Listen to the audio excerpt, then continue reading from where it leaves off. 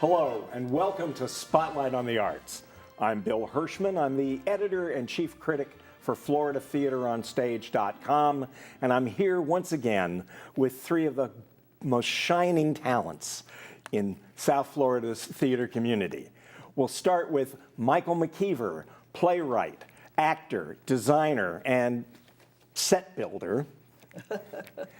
Iris Acker, our producer, actress, book writer, and numerous other resume that goes on. And finally, one of the most esteemed actresses in our region, Karen Stevens, who also has a long resume, but we only have a half hour for this show. But we're especially honored today to have as our guest, and I'm going to get it right here, Jason Zembuck Young. Did I get that right? Zembuck. See, I told you, that's why I asked. I'm a writer, not in broadcasting, so. Jason is an educator, a director, and has also a long and interesting resume that we're going to get into here in a few minutes. Jason, talk a little bit about what you're doing right now. You're at South Plantation High School, correct? Yes. And what are your various duties there? Well, I teach several classes, so I have everything from Acting 1 through an advanced acting program, as well as I teach the tech theater classes. So I'm a one-man department. And you've been in theater education, did you say, for 21 years? Did I remember that right? I've been teaching for 21 years. This is 13 years at South Plantation High School. I started out as an English teacher and failed miserably. Horrible, absolutely horrible. I hated it. And so I went back and got my master's in directing for the stage, and I've been doing theater ever since then. In that time period, how have you seen public school attention towards theater and the arts change? Has it changed noticeably one way or another? Yeah, I think it has. I think that you see the change in your audience sizes. I think that we used to have a lot more support from the students and the faculty at our particular campus. However, I have seen a large community draw into the theater.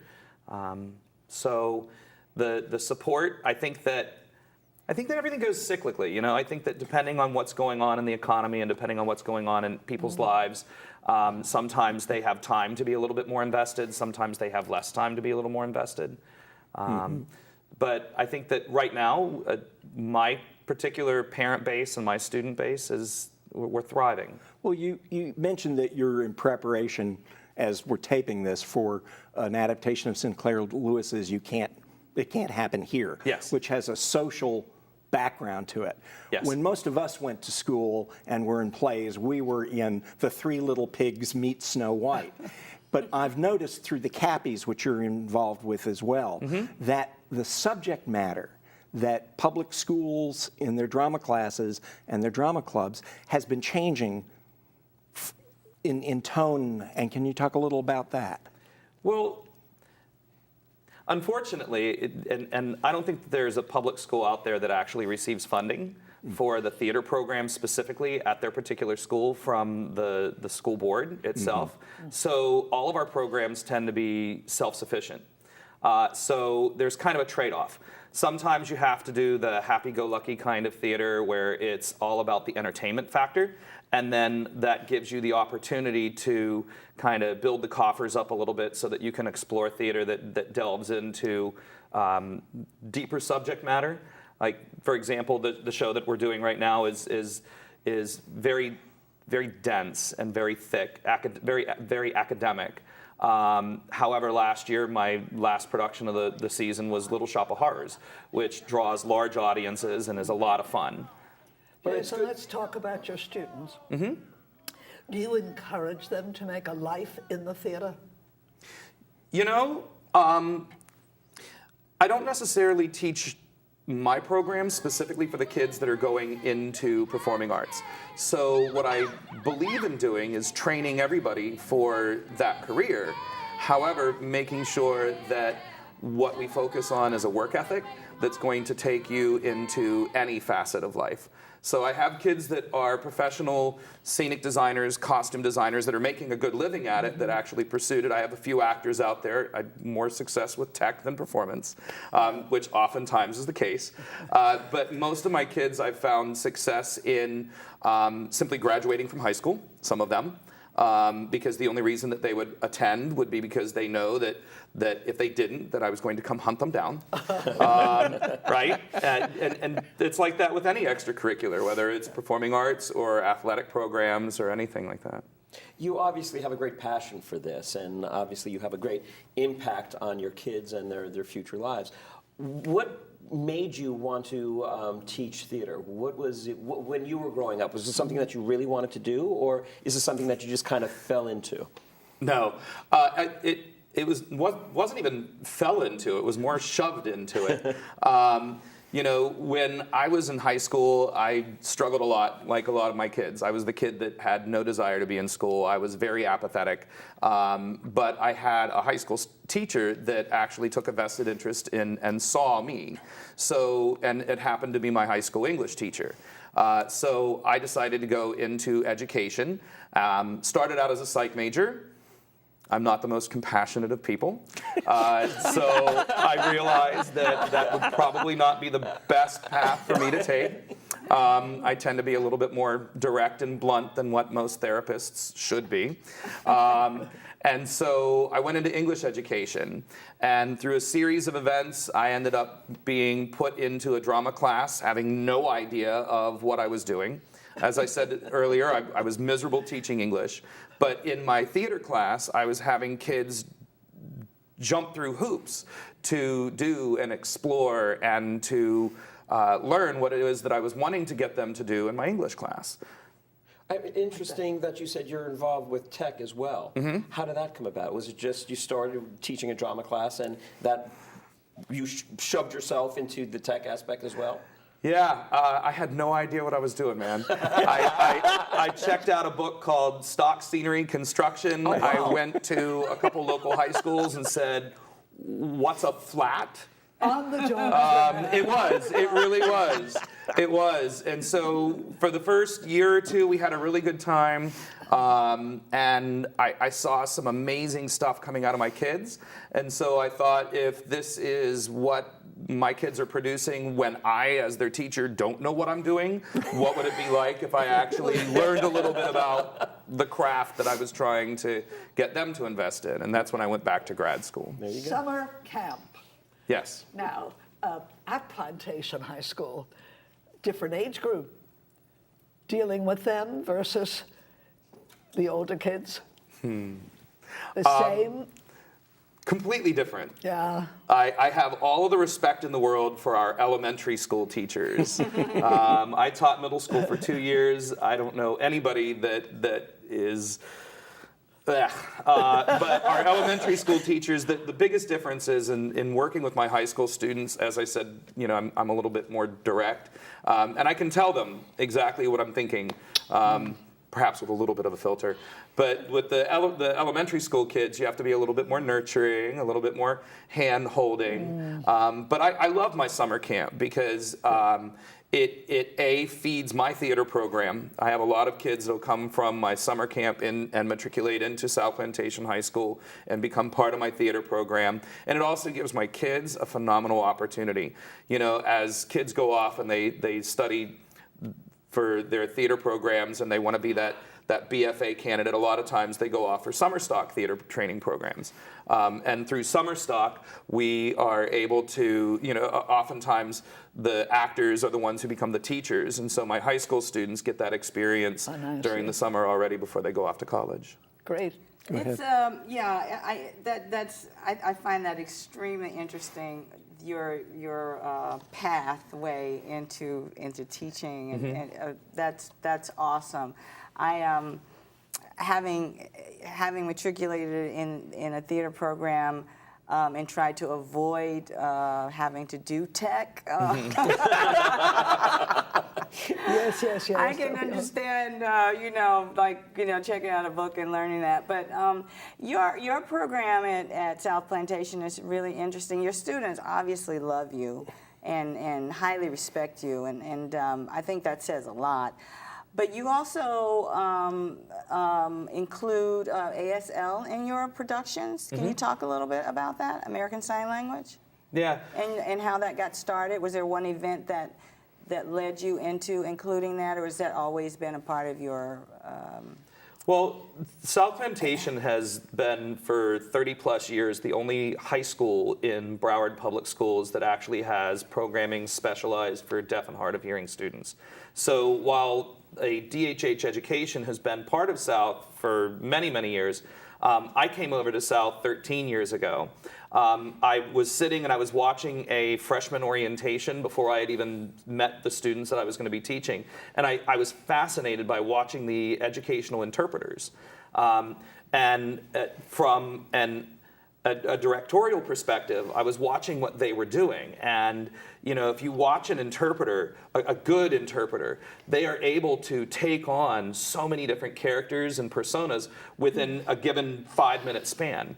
And so I started thinking, what a cool tool to work with our beginning actors who oftentimes say stuff like, I don't know what to do with my hands. Right? So it started out kind of as an experiment to work with my students as a tool for teaching acting. From there, I started having involvement of deaf and hard of hearing students, both on stage as well as behind stage, and it just took off. So currently, every single show that I ever do, I make sure is accessible to all of our audience members. I have found a little bit more of a passion for specifically theater for the deaf.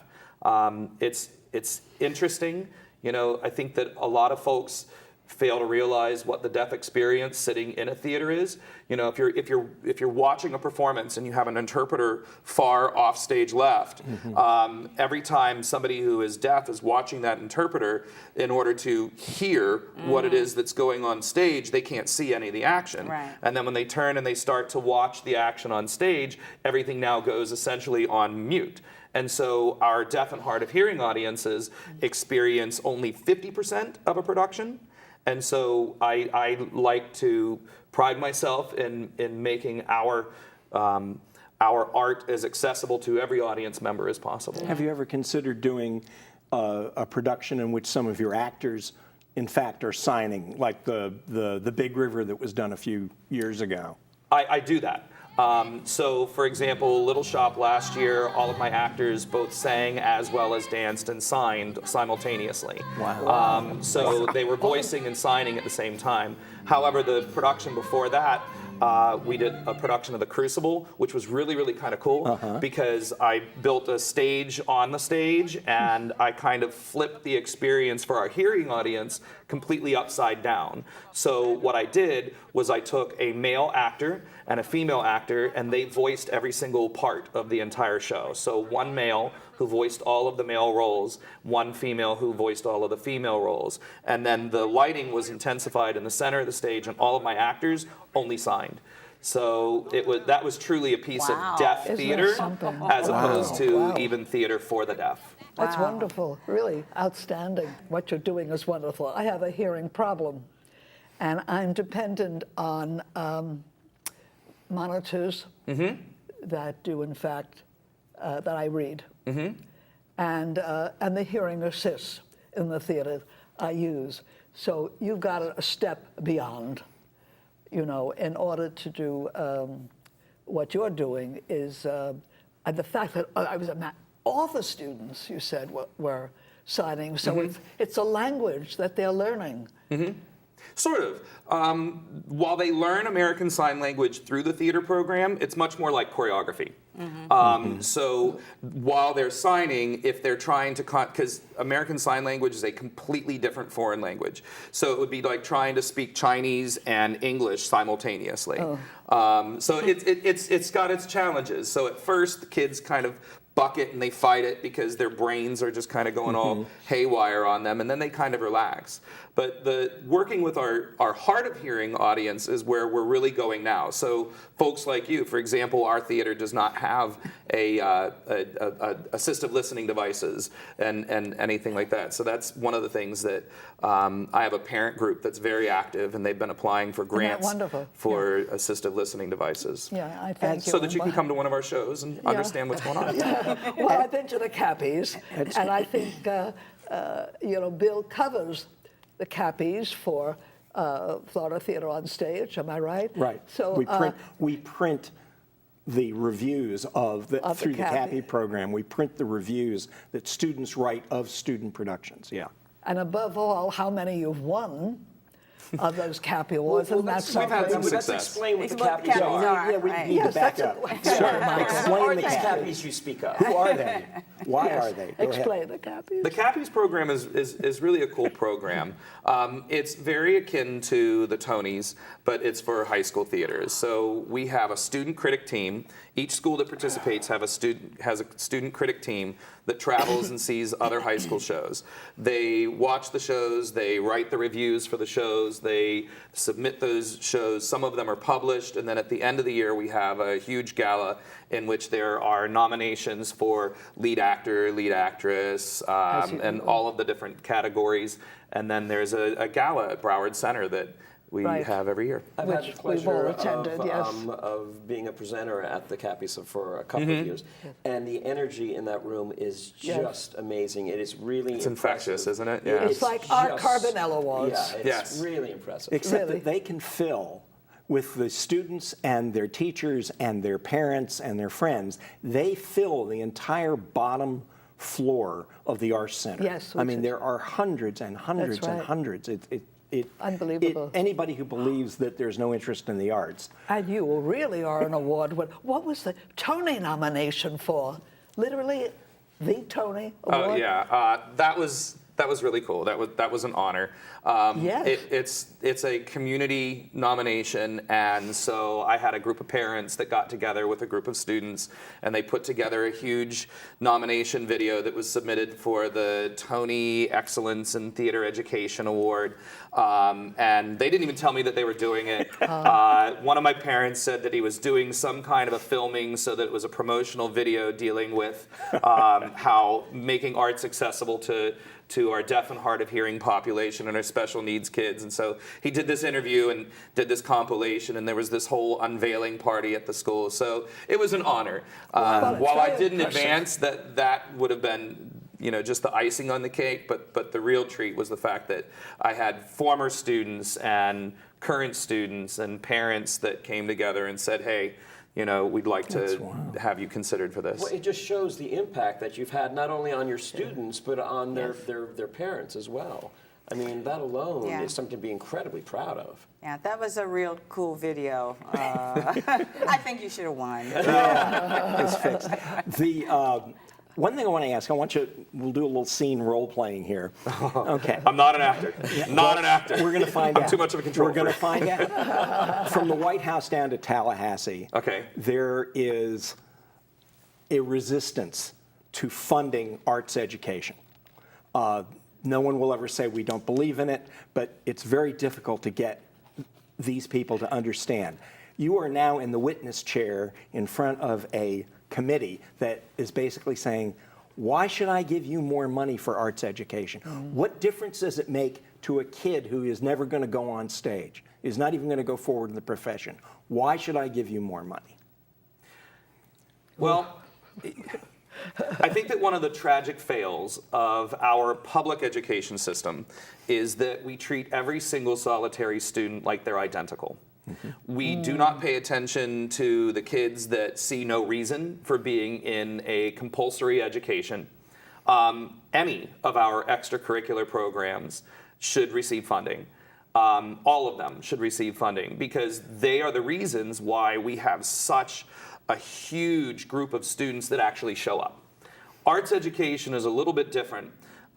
Because while you have the personal connection that a coach forms with his or her players, and while you have the motivation that students find in those athletic programs and other extracurriculars, I have not ever seen another discipline that is as interdisciplinary as theater arts specifically.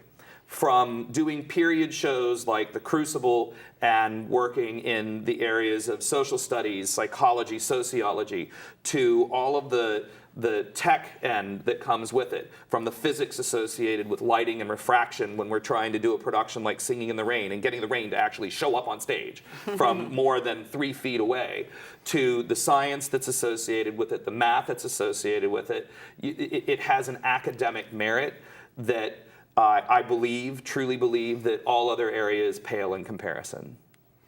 Do you have a story of how it affected a particular student? I have many. Pick one. I have many. The whole reason that I got into teaching theater was because, again, I was beating my head up against the wall as an English teacher. And so I was tasked with directing a show, and I had no idea what I was doing.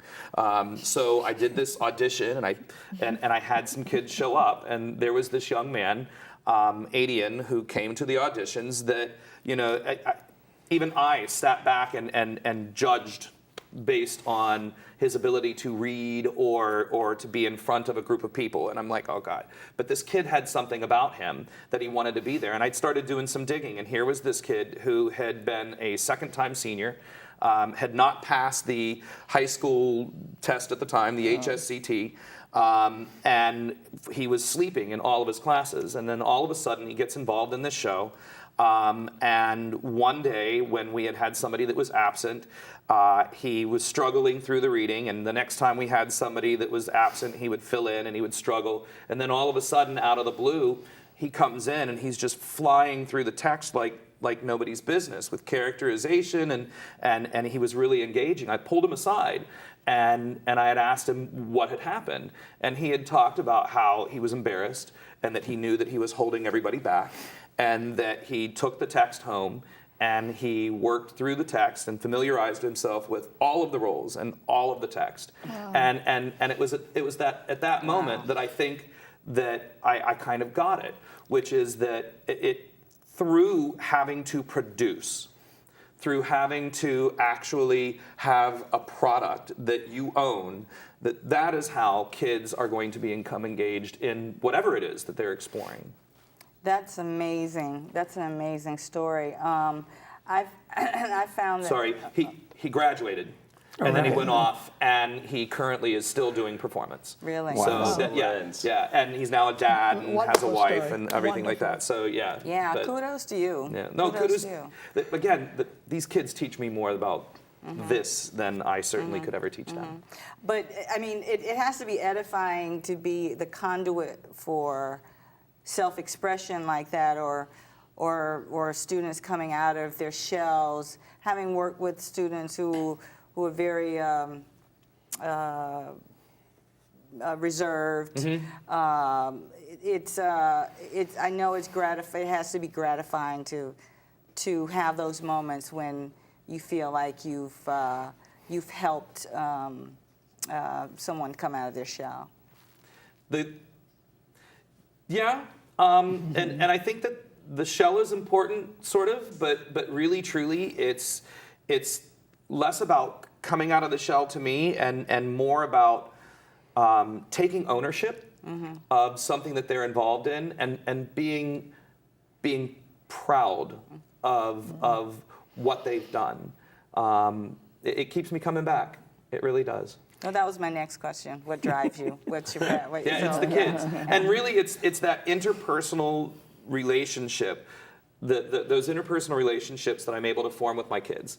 I think that's what I was missing when I was trying to teach English. Is I never got to know who the kids were, and they never got to know me, and so that's what keeps me coming back. Is there something about arts education that you think people in general don't know, that you want to go walk around a supermarket and shake people by the shoulders and go, what I want you to know is this?